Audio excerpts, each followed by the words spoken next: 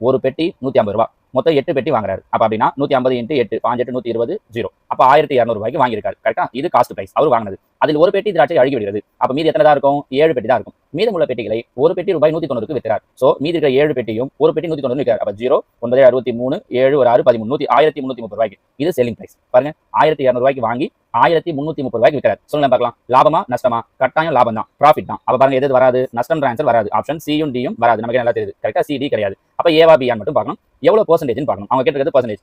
தாராளமா சொல்லலாம் 130% வராதுன்னு. ஏன்னா அவங்க என்ன 130% கொடுத்துருக்காங்கன்னா 1200ல இருந்து 1330 ஆயிருக்கு. 130 ரூபாய் தான் அதிகமா இருக்கு. ஆனா அவங்க பெர்சன்டேஜ் 130 கொடுத்துருக்காங்க. கண்டிப்பா இது வராது. அப்ப ஆன்சர் எதுதான் அப்படின்னா ஆப்ஷன் பி தான். இருந்தாலும் உங்களுக்கு போட்டு காட்டுறேன் பாருங்க. பெர்சன்டேஜ் கண்டுபிடிக்கணும்னா எவ்வளவு ரூபாய்க்கு வாங்கியிருக்காரு?